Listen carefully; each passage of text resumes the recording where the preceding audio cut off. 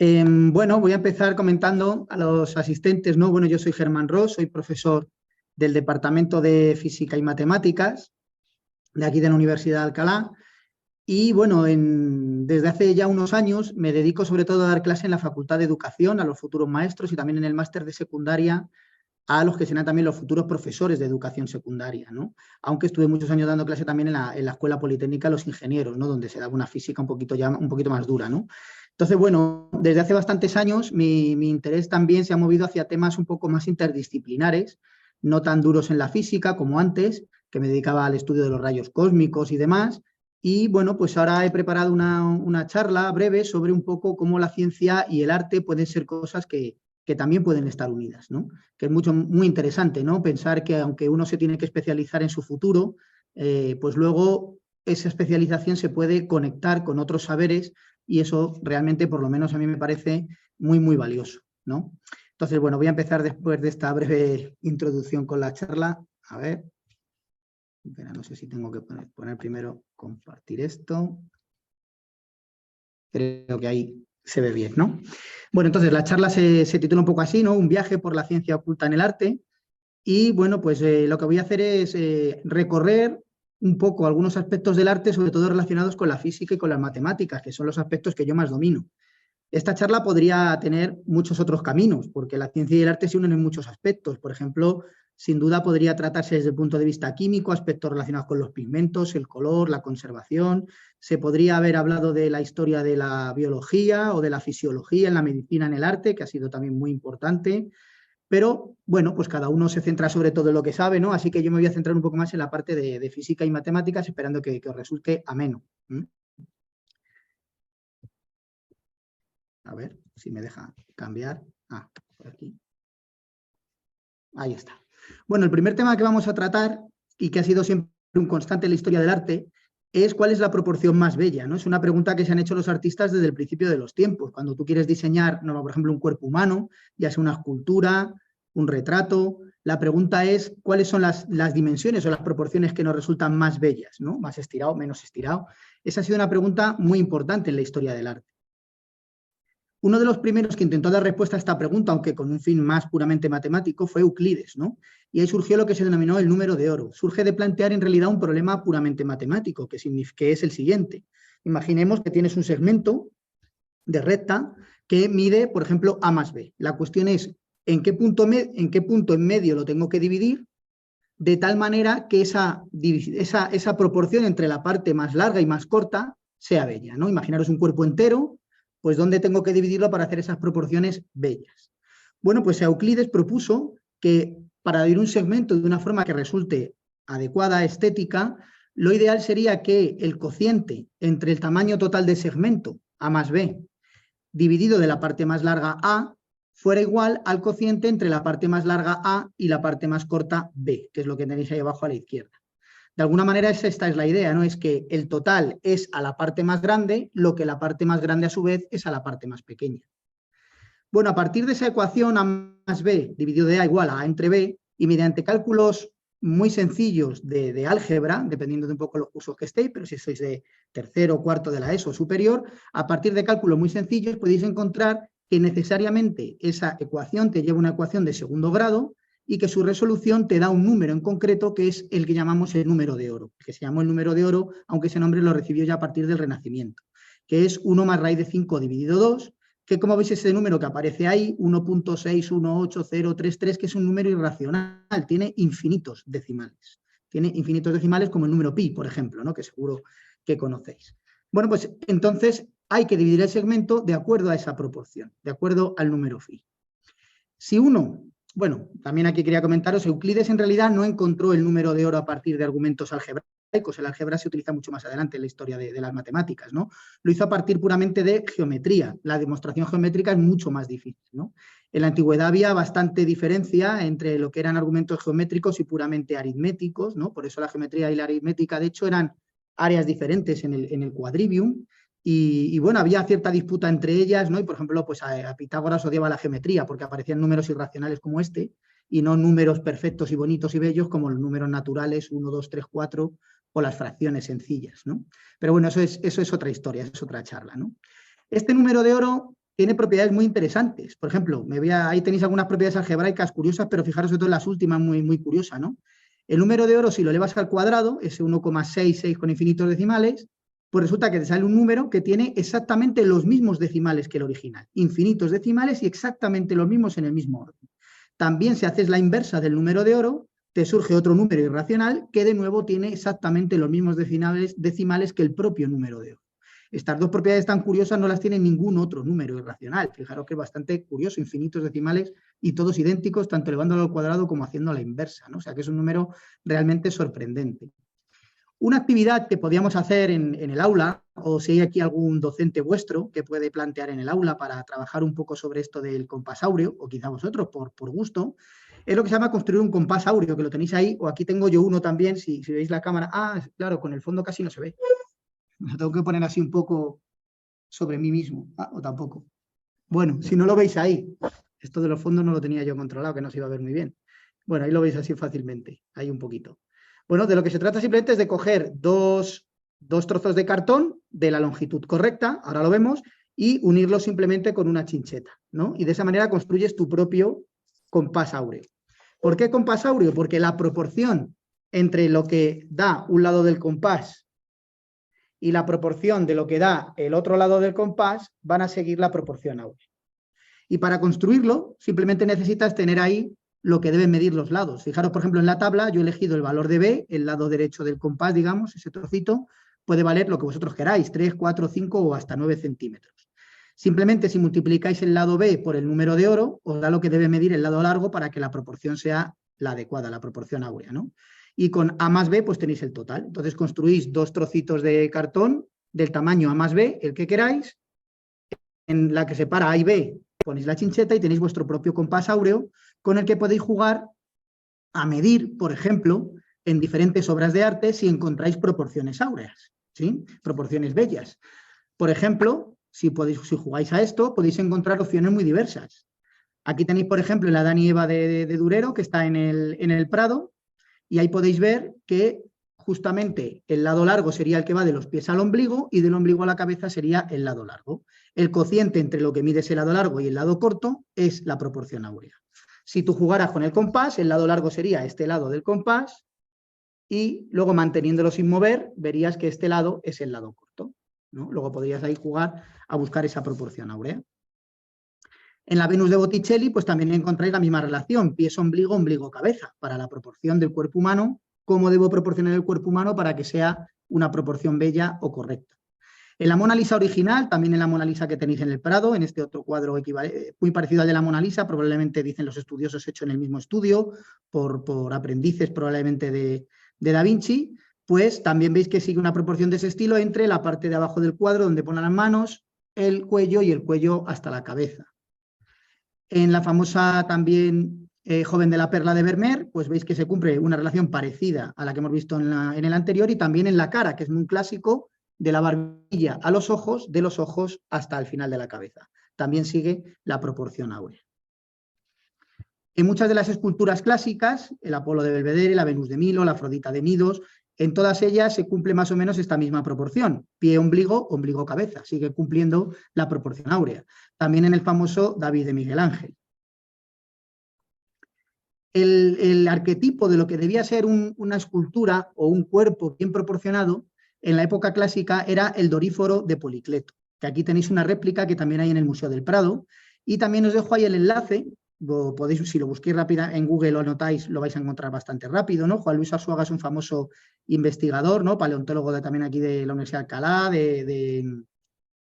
vaya, no me sale ahora el nombre, bueno, no me sale ahora el yacimiento más famoso que hay en España de homínidos y demás, ¿no? Que no me sale ahora. Bueno, lo vais a encontrar enseguida. Juan Luis Arzuaga, ¿no? Pues tiene lo explica, ¿no? Explica un poco estas proporciones en ese vídeo que os dejo y que podéis encontrar fácilmente. Entonces, bueno, en ese canon clásico, que era el Doríforo de Policleto, pues también muchos autores encuentran estas proporciones áureas entre diferentes elementos, que es lo que representa la figura de la derecha. El propio Euclides, que encontró el número áureo, también propuso lo que se llama el rectángulo áureo. Fijaros, partiendo de un rectángulo que mida 1 cada lado, tenéis ahí el lado AD o el lado AB miden 1, miden 2, un cuadrado de lado 2, Lo divido en la mitad y cojo un compás y trazo la curva que veis ahí que va desde C hasta E y termino el rectángulo. Bueno, un rectángulo así tan sencillo de construir resulta que cumple también la proporción áurea, ¿vale? Porque el lado AE dividido entre el lado EF también da el número áureo. Y por eso se denomina el rectángulo áureo. Muchos autores han propuesto, y si busquéis por internet, pues que, por ejemplo, Da Vinci, en su famoso Hombre de Vitruvio, pues proponen que sigue el esquema este del rectángulo áureo, de la proporción áurea, para diseñarlo, ¿no? Este Hombre de Vitruvio. También en sus propios retratos, que tiene muchos, porque era un estudioso de la anatomía, ¿no? Podría ser otra charla más de ciencia en el arte, solo la anatomía y los estudios de anatomía de Da Vinci, pues también dicen que sigue esta forma un poco de la proporción áurea. Durero también es otro ejemplo muy famoso. Él fue un gran estudioso de las proporciones. Fijaros, aquí tenéis un libro suyo donde analizaba minuciosamente incluso a los bebés, cuerpos de personas más mayores, más jóvenes, todo analizando las proporciones y buscando esa proporción áurea en el cuerpo humano para luego trasladarla a sus cuadros, ¿no? Y de hecho Durero también inventó, digamos, lo que se llama la espiral de Durero, que consiste en, partiendo del mismo rectángulo áureo que teníamos antes, coger el trocito pequeño, fijaros aquí el trocito que está a la derecha sería el rectángulo más pequeño que ha quedado, y volver a dividirlo siguiendo el mismo procedimiento para construir dentro más, digamos, elementos áureos, ¿no? O más rectángulos áureos uno dentro de otro. Y luego, si vas uniendo los extremos de esos rectángulos, pues te queda una espiral, que se supone que es una espiral muy armoniosa, ¿no? Porque está basada de alguna manera en esta proporción áurea, que ha sido conocida como la espiral de Durero. Muchos autores también, entonces, sobre todo a partir de estos estudios y del Renacimiento, empezarán a buscar esa espiral áurea y esta proporción en muchos cuadros. Aquí tenéis la Gioconda, ¿no? Que ya mencioné antes un poquito brevemente. Muchos lo han querido buscar también en las obras de Velázquez, de las Meninas, tanto en la proporción total del cuadro como en la parte central donde aparece el personaje principal. Bueno, el personaje principal porque está en el centro, ¿no? La historia del principal, en el punto de vista histórico o incluso al analizar el cuadro no es ella, ¿no? La infanta, pero bueno, es la que está en el centro, ¿no? De nuevo también La joven de la perla, en cuadros incluso de Rafael anteriores o la Capilla Sixtina de Miguel Ángel, pues mucho ven este rectángulo áureo, esta proporción áurea y esta espiral de Durero, ¿no? Incluso en obras muy modernas como la famosa Ola de Kanagawa, el cuadro más mítico del arte japonés, pues también muchos quieren ver esta proporción áurea, ¿no? También en arquitectura. A la hora de diseñar en arquitectura los edificios, muchos opinan que a la hora de diseñar, por ejemplo, la Torre Eiffel o quizá el Notre Dame, pues se siguieron también estas proporciones áureas. Así que, como veis, en principio, la proporción áurea parece que está muy ubicua en el mundo del arte, ¿no? También ahí veis el Partenón, Santa María Novella en Florencia, incluso algunos han llegado a afirmar que las pirámides de Egipto, si uno analiza diagonales comparadas con el tamaño de la base, la longitud de la altura, en fin, diferentes magnitudes, acaban encontrando algo parecido a relaciones al número áureo, ¿no? A proporciones áureas. Entonces, bueno, parece que esto está en todas partes. Sin embargo, como digo aquí, esto no está tan claro. De hecho, si hiciéramos el ejercicio de con nuestro compás áureo buscar proporciones, pues vamos a ver que todas estas que yo os he dicho y que aparecen mucho en internet, incluso en libros que hay publicados, pues no están así. O sea, si dices, bueno, más o menos, sí, más o menos sí. Más o menos muchas cosas siguen una proporción áurea. Pero realmente los artistas clásicos realmente conocían esa proporción, realmente diseñaron todos los cuadros como aparece, ¿no? En lo que os he contado yo, siguiendo esa proporción áurea. Pues la respuesta es que claramente no. Y de hecho, bueno, aquí os recomiendo un podcast muy famoso. Los podcasts son pequeños programas de radio, ¿no? Que seguro que conocéis alguno. Y estos, que se llaman A Ciencia Abierta, son programas de divulgación científica muy, muy, muy buenos, os los recomiendo mucho. Y en concreto hay uno dedicado específicamente al número de oro, si lo buscáis lo vais a encontrar fácilmente, y os va a hablar mucho sobre esto y sobre efectivamente este mito que hay por ahí y que hay muchos libros escritos del uso de la proporción áurea en el arte desde la época clásica, y sin embargo está claro y se sabe que no es así. En realidad, los clásicos, el Doríforo de Policleto, que es el canon, digamos, que se utilizaba, ni mucho menos seguía una proporción áurea cuando se diseñó, sino que en esa época el canon era pensar que el cuerpo humano bien proporcionado correspondía, por ejemplo, a 7 cabezas. ¿Sí? Entonces se decía, bueno, si yo quiero hacer una escultura o un retrato de cuerpo entero de este tamaño, quiero que sea la cabeza, pues tengo que hacer 7 cabezas para que se corresponda con una proporción adecuada, ¿no? Y este Doríforo de Policleto en realidad fue el canon hasta el Renacimiento. O sea, todas las obras clásicas siguieron más este canon o no lo siguieron a lo mejor del todo, pero desde luego no pensaban para nada en la proporción áurea, porque aunque el número de oro fue descubierto por Euclides, no fue hasta el Renacimiento, como un poco ya os he dicho, y con Kepler también, que es un astrónomo que le dio mucha importancia en sus modelos astronómicos, y Durero, ¿no?, que empezó a coger fama y empezó todo el mundo a buscarlo. Y la realidad es que no se había utilizado para ese hecho, ¿no? Aquí tenéis, por ejemplo, Leonardo da Vinci, en sus propios escritos, él nunca habla del número de oro cuando está diseñando el hombre de Vitruvio, sino que se basa en los cánones que utiliza Vitruvio, que era un arquitecto de la época romana, y lo que pretende él es inscribir el cuerpo humano en un cuadrado y un rectángulo, y ver si esa proporción es correcta, pero en ningún momento está pensando en la razón áurea o en esa proporción áurea que en muchos sitios se propone que él estaba haciendo. Sí es verdad que Da Vinci ayudó mucho a ese auge que hubo en su época del número de oro, porque colaboró con gente y hizo dibujos que mucha gente utilizó luego para dar, digamos, visibilidad al número de oro y asociarlo a la divinidad y a cosas así, no de ahí le viene el nombre, ¿no? Pero él realmente no lo utilizó en sus diseños.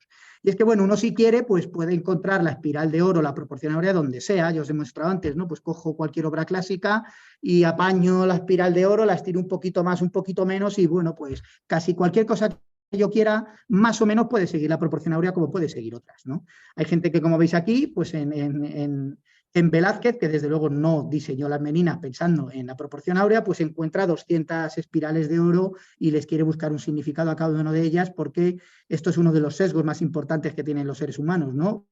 Encontramos lo que queremos, encontramos lo que buscamos y no siempre la verdad, ¿no? ¿Veis? Uno puede buscar la espiral de oro donde quiera, si la buscas, la encuentras. Podéis imaginar muchas otras circunstancias, ¿no? Bueno, a lo mejor conocéis a este humorista, que como es muy cachondo, seguro que no se habrá molestado por haberle puesto la espiral de oro ahí donde la veis.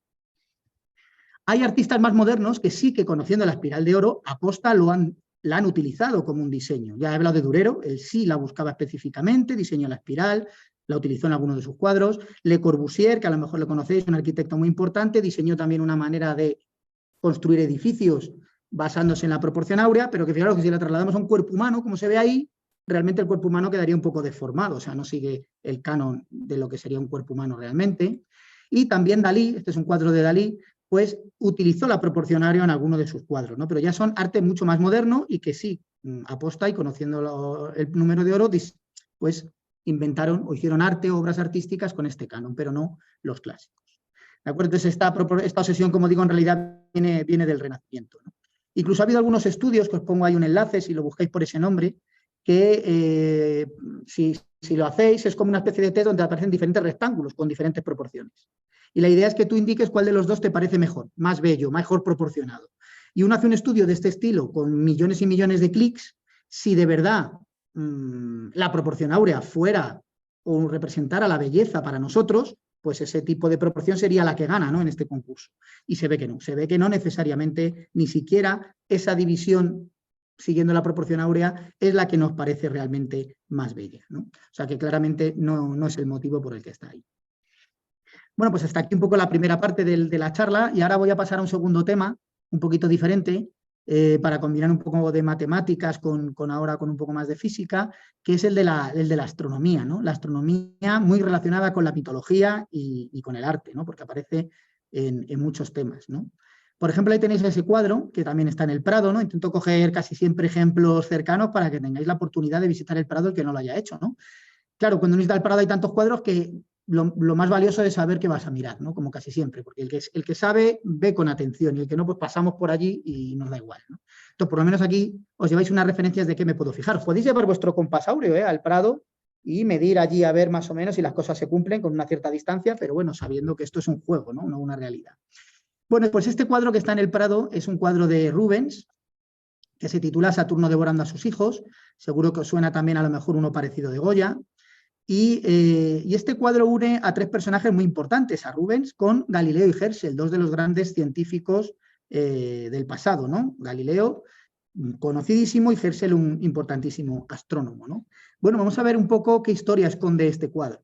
Fijaros, Galileo, por supuesto le conocéis, es uno de los primeros grandes científicos de la humanidad, entendido científico ya un poco más en un sentido moderno.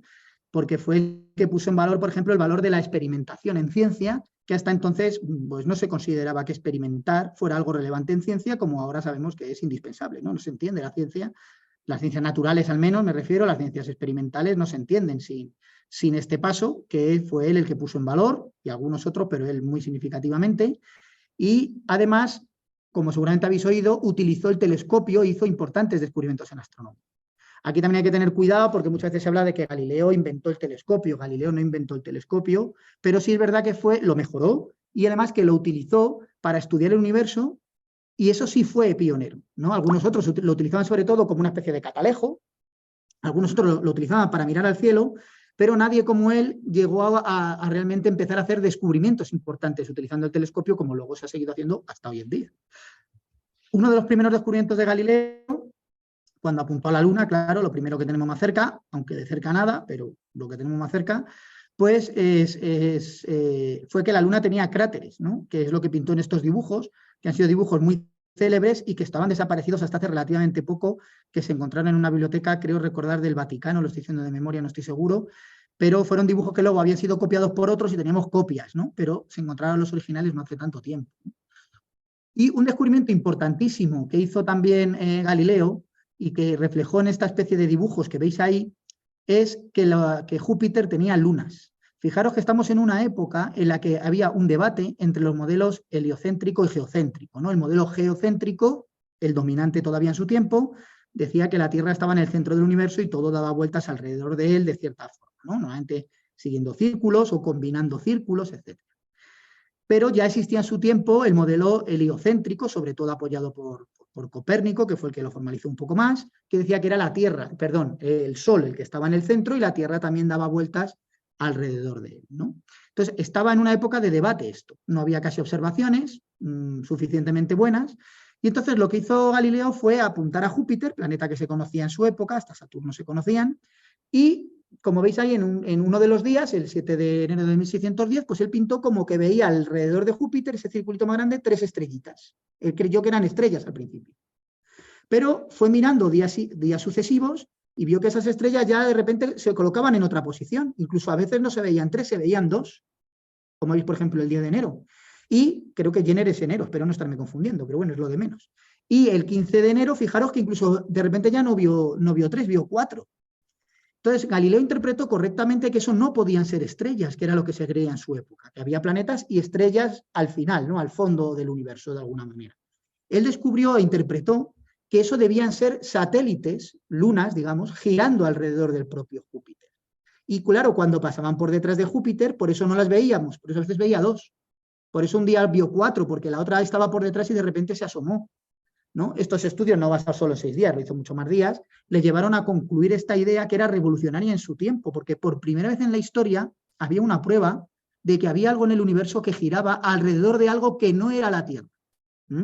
Desde la Tierra parece que todo gira alrededor nuestro, eso soportaba el modelo geocéntrico, incluso el propio Sol desde aquí parece que gira alrededor nuestro, pero esta era la primera prueba de que no necesariamente podía ser así, o sea, que había lunas alrededor de Júpiter, alrededor de otro objeto.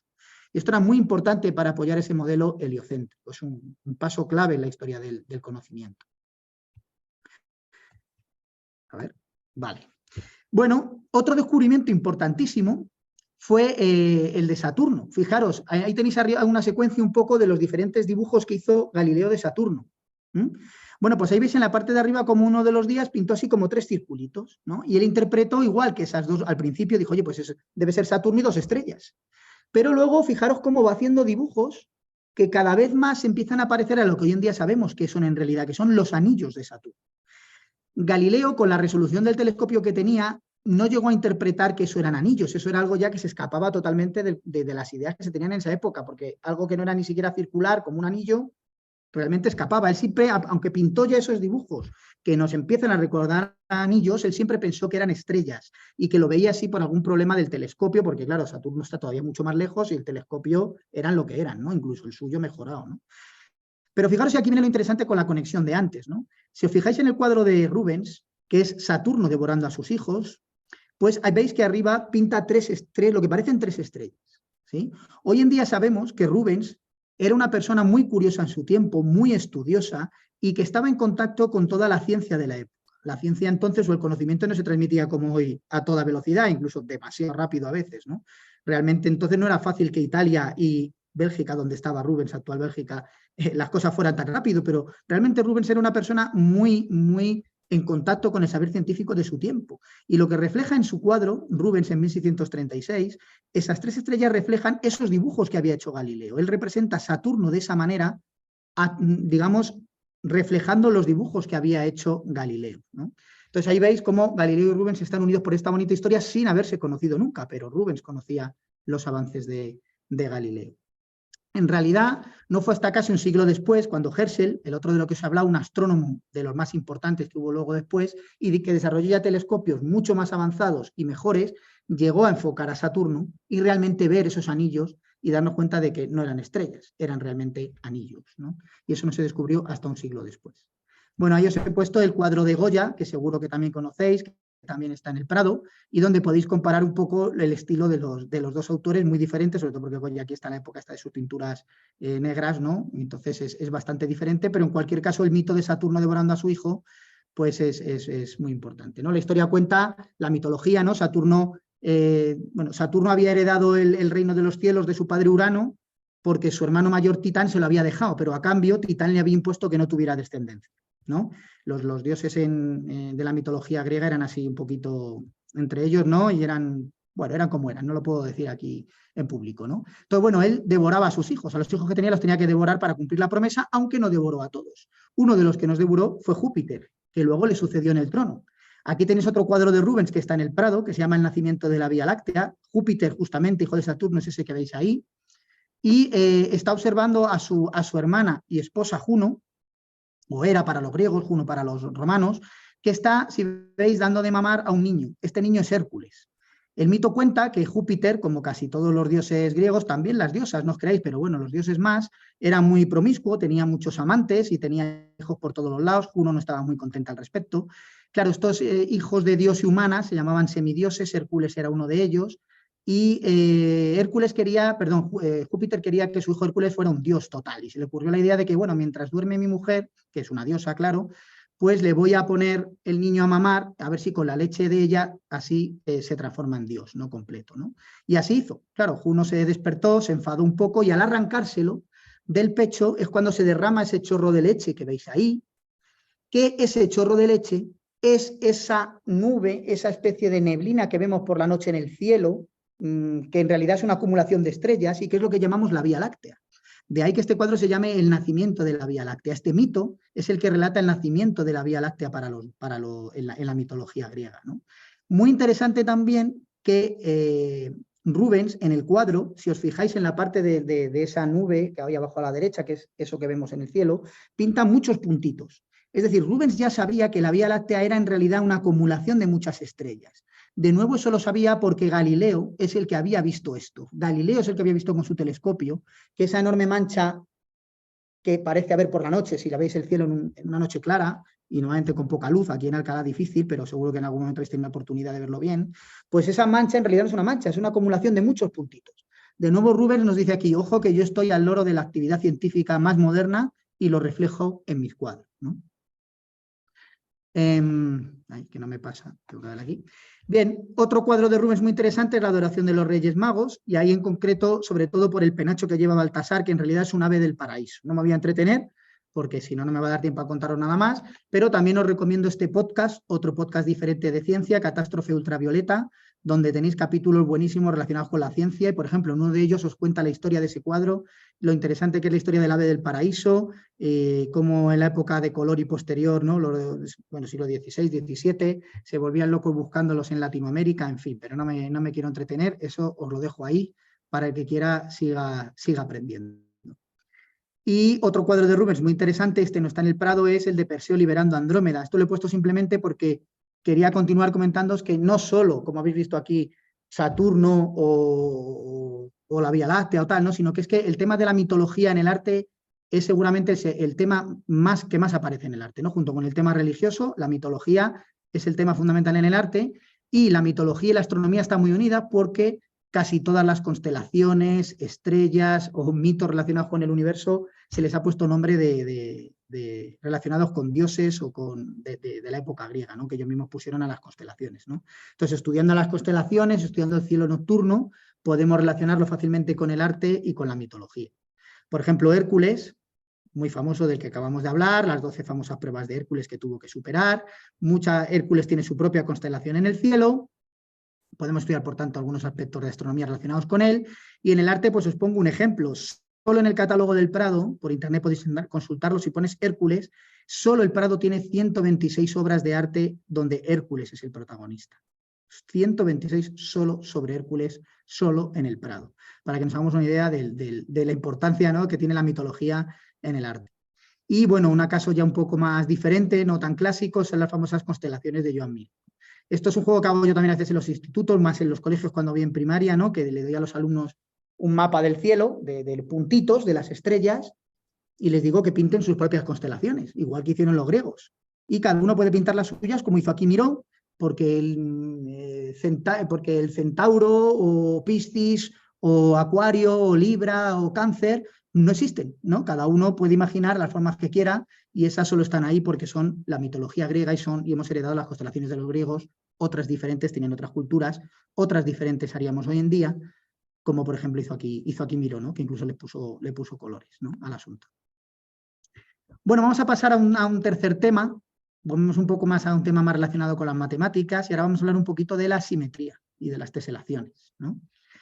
Bueno, ¿qué es la simetría? Todos seguro que tenéis una idea de lo que es la simetría en matemáticas, ¿no? Os he dicho antes que el principal canon de belleza en cuanto a proporciones era el doríforo de Policleto, ¿no?, esto del número de cabezas, ¿no? Pero la otra principal característica que tiene la búsqueda de belleza en el arte es la simetría, ¿no? Siempre se ha planteado que lo bello es lo simétrico. Entonces, siempre se intenta buscar una cierta simetría en las obras de arte, en casi todas, ¿no?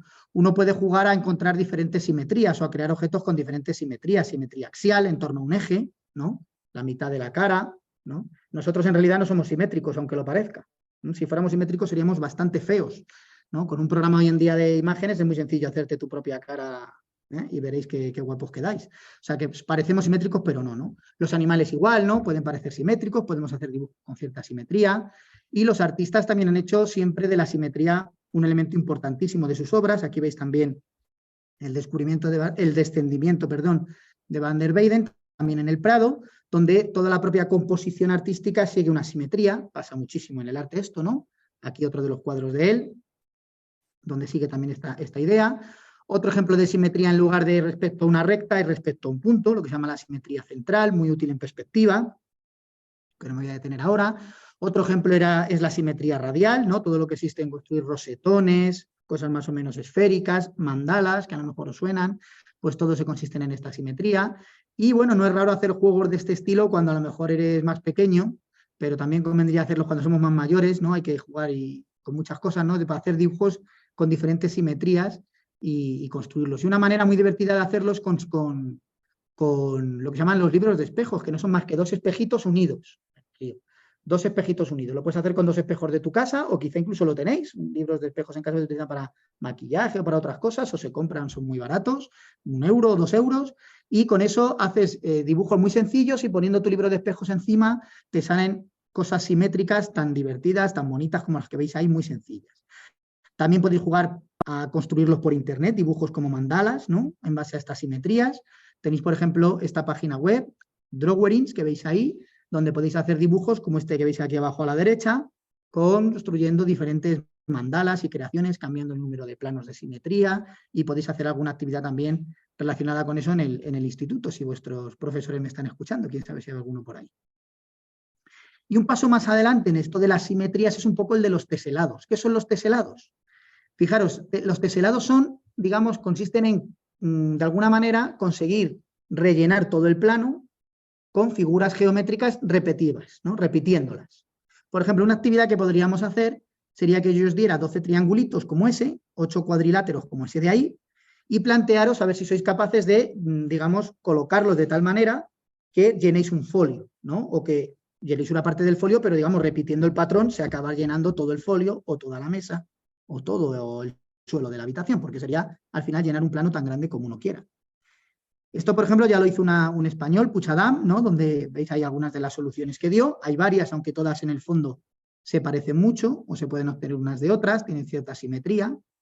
Y claro, la pregunta es más general, ¿no? Con cualquier figura geométrica en 2 dimensiones, ¿puedo yo rellenar un plano? Esa ha sido una pregunta para las matemáticas muy interesante. Fijaros, con los triángulos sí se puede hacer. Ya cojamos triángulos escalenos, rectángulos, equiláteros, isósceles, el tipo de triángulo que queráis, se pueden ir poniendo uno al lado de otro adecuadamente y conseguir rellenar el plano sin dejar huecos, con cualquier triángulo. También se puede conseguir con cualquier cuadrilátero. Ahí veis, por ejemplo, los cuadrados, o por ejemplo aquí ahora, ¿veis? Otro tipo de cuadriláteros, combinándolos, aquí veis que hay 2 diferentes, los blancos y los azules, combinados entre sí me permiten rellenar el plano. Estos otros también, que son diferentes a los anteriores, pero son cuadriláteros también, este también. En realidad, se puede demostrar que con cualquier cuadrilátero se puede conseguir rellenar el plano, incluso con algo como eso que veis ahí, aquí tenéis hecho, por ejemplo, en papel, uno puede irlos combinando de esa manera y acabarías rellenando toda la mesa sin dejar huecos con un cuadrilátero como ese. Fijaros que aunque tiene una forma rara, es un cuadrilátero, tiene 4 lados, ¿no? Entonces, los triángulos con todos, con los cuadriláteros con todos, con los hexágonos también, y además se puede clasificar los 3 tipos de hexágonos, hacen los matemáticos con los que se puede conseguir hacer, o sea que incluso los matemáticos no se conforman con demostrar las cosas si se pueden hacer o no, sino luego incluso hasta lo clasifican. Con más de 7, fijaros, o sea, he dicho con 3 sí, con 4 sí, con 6 lados también, hexágonos, con heptágonos y de ahí en adelante se puede demostrar que no, es imposible con polígonos de más de 7 o con 7 hacerlo, fijaros, y quedaba la duda de qué pasaba con los pentágonos. Fijaros, con los pentágonos se sabía hasta hace muy poco que había 14 tipos de pentágonos, que son los 14 tipos que tenéis ahí, con los que se conseguía teselar el plano, se dice, rellenarlo. Pero no se sabía si ya no había más, solo esos 14, o habría 15, o habría 18, o habría infinitos, o ya no había más. No se sabía muy bien. Todavía sigue la pregunta abierta, pero sí se ha encontrado en el año 2015 un 15avo, otro tipo de pentágono que consigue teselar el plano. O sea que fijaros que la pregunta que puede parecer obvia no es nada obvia y incluso todavía es un problema abierto, ¿no? Todavía este del pentágono todavía da juego, todavía son cosas que se pueden seguir investigando. Por supuesto, no se puede teselar el plano solo repitiendo el mismo patrón, el mismo triángulo, el mismo pentágono o el mismo lo que sea, sino que se pueden combinar. Ahí veis combinaciones de diferentes, ¿no? De triángulos con cuadriláteros, de pentágonos con triángulos, etcétera, ¿no? Hay diferentes combinaciones con las que uno puede jugar y conseguir ir teselando el plano. Más combinaciones tenéis aquí, más combinaciones. Los matemáticos tienen todas estas combinaciones categorizadas, estudiadas, analizadas, en fin, está todo estudiadísimo, ¿no? Y un ejemplo importantísimo que tenemos aquí cerca sobre dónde aparecen estos teselados es en la Alhambra de Granada. Porque además, fijaros, se sabe que existen 17 como máximo formas de teselar el plano que no son equivalentes unas a otras. No sabemos, como digo, del todo cuántos pentágonos hay, pero uno puede hacer un estudio más general y se sabe que existen 17, se llaman tipos de simetría en el plano, 7 formas de teselar el plano, ya no solo con formas geométricas, sino un poco más generales esto, ¿no? 17. Bueno, pues las 17 están en la Alhambra de Granada, en la Alhambra de Granada, ¿sí? Las 17. Aquí tenéis algunas de las teselas más repetidas. Esta, por ejemplo, se llama el pez volador, ves que ya no son formas necesariamente regulares, son cosas ya he pasado, lo tenía que haber dicho quizá, cuando me refiero a estas 17 patrones se refiere a formas ya irregulares, no los solo triángulos, cuadriláteros, todos regulares, ¿no? Aquí tenéis, por ejemplo, el pez volador, tenéis, por ejemplo, el hueso, muy famoso también en todo el Islam, para teselar el plano. Tenéis esta otra pieza que la llaman el avión, esta otra muy conocida también que se llama la pajarita. Todas estas, si pagáis un paseo por la Alhambra, podéis jugar a buscarlas, a encontrarlas, y el reto sería llegar a encontrar dónde están las 17 formas de teselar el plano, que eso ya requiere un viaje un poquito más despacio, ¿sí? Al guía a lo mejor le podéis volver loco preguntándole sobre esto. Aquí tenéis muchas más, ¿ves? Todos estos son imágenes de partes de la Alhambra, y ahí tenéis, aquí tenéis la pista final, ¿no? Ahí están todos recogidos, de las 17 y alguna más, ya repetida, pero ahí veis todos los ejemplos. Si os interesa, podéis poner en internet esta charla, la geometría en el diseño islámico, de Eric Boog, y podéis aprender un poquito más sobre las teselaciones. Bueno, el gran ejemplo también de estudio de teselaciones fue Escher. No sé si conoceréis a Escher, pero es un un artista bastante más moderno, seguramente el artista, digamos, fetiche de los matemáticos, ¿no? Porque se dedicó, por ejemplo, entre otras cosas, a pintar teselados, ¿no? Y tenéis sus propios dibujos de los estudios que hizo de los teselados de la Alhambra, y entonces él se dedicó a buscar cómo teselar el plano, pero fijaros con formas, digamos, de animales, por ejemplo, veis cómo los va combinando, va transformando unos en otros para ir teselando el plano. Hay muchos dibujos de este estilo de él, muy famosos, ¿no? Seguro que a lo mejor alguno suena. Veis cómo va transformando unas figuras en otras para ir teselando el plano. Ahí tenéis grandes series que hizo. Estos son en realidad cuadros así a lo largo. Son series largas, donde va transformando unas formas en otras a medida que va continuando el cuadro. Más que realizó él. Como veis, era un amante de este tipo de cosas y hizo cuadros muy, muy interesantes, ¿no? Y bueno, el último tema del que voy a hablaros, pues me da la sensación de que estoy yendo muy rápido, pero bueno, ahí os dejo así como ideas, ¿no? Y bueno, hemos visto un par de aspectos de matemáticas, como es esto de la simetría, las teselaciones, la proporción áurea, hemos visto de física un poco más la parte de astronomía y mitología, y voy a acabar la luz, ¿no? Para un cuarto tema, ¿no? La luz obviamente es fundamental en el arte, que voy a contaros. La luz, seguramente muchos ya habéis estudiado lo que es, ¿no? La luz es una onda electromagnética. Y dentro del conjunto de ondas electromagnéticas, una pequeña parte de ese conjunto, el que tiene una energía concreta, digamos, es lo que llamamos luz, lo que ve nuestro ojo. De todo el espectro, de todo el conjunto, nuestro ojo detecta un rango muy pequeño, que es donde llega más desde el Sol, que es por eso se ha especializado ahí, ¿no? Y a esa pequeña franja la llamamos luz, pero en realidad es igual que una onda de radio, que una microondas, que un infrarrojo, que un ultravioleta o que un rayo X, que todos esos sonarán, o un rayo gamma, a lo mejor suena menos, pero todo en realidad son ondas electromagnéticas idénticas unas a otras, solo cambian la energía que tienen unas y otras, eso sí, la diferencia es muy grande entre las energías de unas y otras, pero son el mismo tipo de fenómeno, ¿no?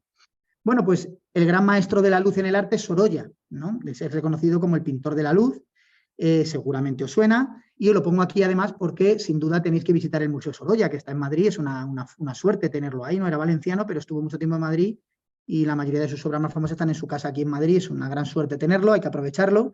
Y bueno, no me voy a detener, si queréis leer un poco más sobre esto, os interesa, pues os animo a que miráis este documento, El arte de la luz, Museo Sorolla, Ministerio de Cultura y Deporte, y ahí pues podéis ver mucho más sobre la discusión de la enorme relevancia que tuvo Sorolla en el estudio de la luz en el arte, que ya se empezó con los impresionistas, ¿no? Con Monet, ¿no? Y luego él continuó estudiando mucho en sus obras la parte de los reflejos. Fijaros aquí dibujos también inspirados en la Alhambra, estudiando el resplandor, los brillos, ¿no? Aquí veis sus cuadros más famosos, siempre con el agua y la luz como principales elementos, ¿no? A destacar en su obra, ¿no? Este también muy famoso, ¿no? El de los chicos en la playa. Bueno, el Museo Sorolla, ahí lo tenéis, os recomiendo verlo. Relacionado con la luz, no solo jugar con la luz en el arte, fijaros, hoy en día hay muchos artistas modernos que lo que hacen es jugar con las sombras. El arte moderno es un arte muy diferente al arte clásico y muy sorprendente, ¿no? Aquí veis, fijaros, un foco, unos cuantos bloques de madera adecuadamente colocados y la sombra nos dibuja la silueta, ¿no? de una persona. Podéis buscar el nombre del autor y si queréis podéis ver muchas obras suyas, ¿no? Si buscáis arte y sombras lo vais a encontrar fácilmente, ¿no? Aquí veis otro ejemplo, fijaros con letras. ¿Se podría uno animar incluso a intentar algo así en casa? ¿Por qué no? Tampoco te vayas a exigir que te quede tan bien como el artista. Puedes buscar formas más sencillas. Otro autor que también juega mucho con las sombras, pero este lo que hace es poner como objetos tridimensionales que no tienen forma aparente de nada y luego cuando proyectas con el foco detrás se ve una sombra bien definida, ¿no? El objeto en sí no parece nada y luego la proyección de la sombra pues se ve a Michael Jackson o una cara, ¿no? Impresionante. Y por último, no solo hay que pensar en luz visible, como he dicho antes, o en sombras, sino que otra parte de la luz, otras ondas electromagnéticas, por ejemplo, la luz ultravioleta o los rayos X, se utilizan también para estudiar otros aspectos del arte. Por ejemplo, ahí veis un cuadro de Picasso de su época azul, que se llama La vida, que es el que veis ahí a la izquierda todo así azul, que gracias al estudio de rayos X se ha descubierto que en realidad ese cuadro está pintado sobre otro, o si queréis, cuando lo pintó Picasso, en realidad tuvo una idea inicial diferente y luego pintó encima. Hoy en día, gracias a los rayos X, muchas veces podemos atravesar esas primeras capas de pintura y descubrir lo que había detrás. Y muchas veces esconde historias tan interesantes como esta, donde, bueno, Picasso pintó a un amigo suyo, se me ha ido el nombre ahora de este amigo suyo, que era un amigo que conoció en Barcelona, Casademas o Casayemas creo que era, con el que se fue a París, se echó una novia, estaban muy enamorados, les pintó en ese cuadro como juntos, ¿no? Pero la historia revela por detrás que inicialmente Picasso en realidad no había pintado a su amigo, sino a la cara de él mismo. O sea que ahí se ha descubierto que quizá Picasso estaba también liado con esta y su amigo Casayemas no se hubiera puesto muy contento, mucho menos si os cuento que en realidad nunca ellos dos estuvieron juntos porque ella le dio calabazas a Casayemas y Casayemas incluso se suicidó por ello, ¿no? Posiblemente por eso Picasso se arrepintió de este cuadro, tuvo algunos remordimientos, también hay otros elementos personales ahí y pintó encima, ¿no? Os recomiendo una serie que hay que se denomina Arte y Ciencia en un blog que se llama Cultura Científica, donde tenéis varias historias muy interesantes de arte y ciencia relacionadas con esto, como esta, ¿no? Con un podcast y un vídeo donde Óscar González lo cuenta mucho mejor que yo y con mucho más detalle. Si os interesa, ahí lo tenéis, Arte y Ciencia, Cultura Científica, muy, muy interesante. En la misma serie tenéis, por ejemplo, Óscar os cuenta también cómo con rayos X, pues por ejemplo, cuadros que no se sabía, un cuadro, digamos, anodino de Van Gogh, que no era de su época más interesante, se descubrió que debajo había otro cuadro anterior que esconde una historia mucho más interesante, ¿no? O también os cuentan cómo, digamos, cuadros como este del Festín de los Dioses de Bellini, a la izquierda lo podéis ver, pues gracias a este estudio con rayos X se ha descubierto que en realidad fue hecho por diferentes autores y cómo lo fueron retocando unos y otros, ¿no? Estudiando esas capas de pintura. O sea que la luz nos sirve para hacer arte, para crear arte, incluso sus sombras, pero también nos sirve para estudiar el arte e incluso la intención de los autores más allá de lo que ellos hubieran querido muchas veces. Incluso hoy en día es muy habitual, y seguro que en algún teatro lo habéis visto, utilizar luz ultravioleta, luz negra le llaman comercialmente, que es una luz que nuestros ojos no ven, pero muchos objetos pintados con materiales que absorben esta luz ultravioleta y la remiten en una franja que nuestros ojos sí ven en luz visible, pues se hacen cosas tan divertidas como esta. Seguro que alguna vez habéis visto algo con luz ultravioleta o podéis buscar en YouTube vídeos diferentes relacionados con esto. Un libro muy interesante relacionado con la luz, con el ojo y con la visión que os recomiendo muchísimo es este del ojo desnudo de Antonio Martínez Ron. Si os gusta aprender sobre la historia de la visión, el ojo humano, cómo evoluciona también la telescopio, la astronomía, todo relacionado con esto, os recomiendo muchísimo este libro de divulgación de Antonio Martínez Ron, uno de los grandes divulgadores científicos actuales en España. Y bueno, hasta aquí en realidad la parte principal de la charla. Podríamos haber hablado de muchas más cosas en el arte solo relacionado con física y matemáticas, que es lo que yo sé un poquito. Podemos haber hablado de la serie de Fibonacci, de su referencia a la naturaleza, de los cuadrados mágicos como el de Durero, de fractales y caos, del color de los pigmentos. Bueno, el color y los pigmentos más relacionados quizá con química, ¿no?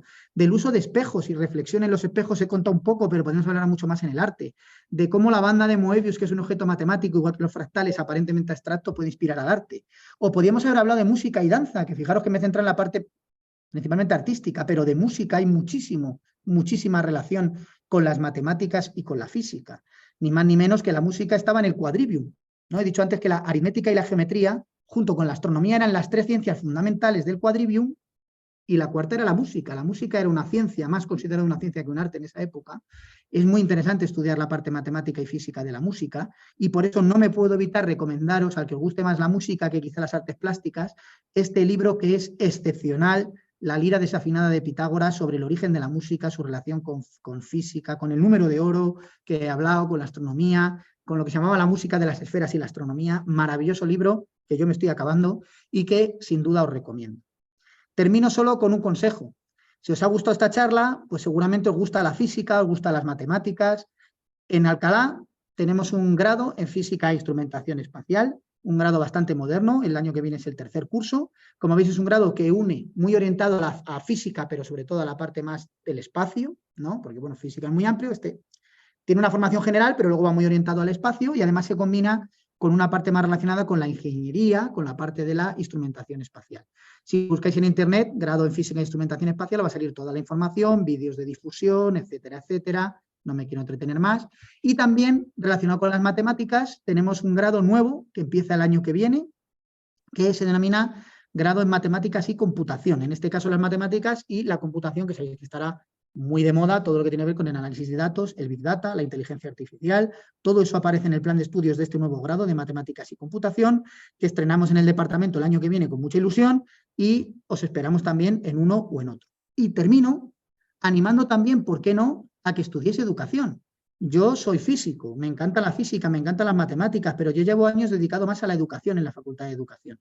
En educación necesitamos que haya más maestros que vengan del itinerario científico también, aparte de los que ya vienen sobre todo de ciencias sociales o de humanidades, ¿no? O sea, cualquiera de vosotros, de cualquier itinerario, tiene acceso al grado de educación y lo más bonito del grado de educación es que aprendes de todo. No te especializas tanto como en los anteriores, pero a cambio aprendes muchísimo de todo. Y, por ejemplo, conectar la ciencia con las matemáticas, la física, con el arte, como he hecho yo aquí, con la música, es algo que un maestro, un futuro maestro puede hacer sin duda maravillosamente en sus clases y es sin duda un grado que yo he ido allí a dar clase a posta, o sea, yo estoy enamorado del grado de magisterio de la Facultad de Educación, así que también os animo a ir allí. En Alcalá, además, también tenemos luego el máster de secundaria, o sea, los alumnos que quieran ser profesores, pero no de primaria, sino de secundaria, después de hacer esos grados de física, de matemáticas o de lo que sea, pueden también estudiar aquí el máster de secundaria para ser profesores futuros en secundaria.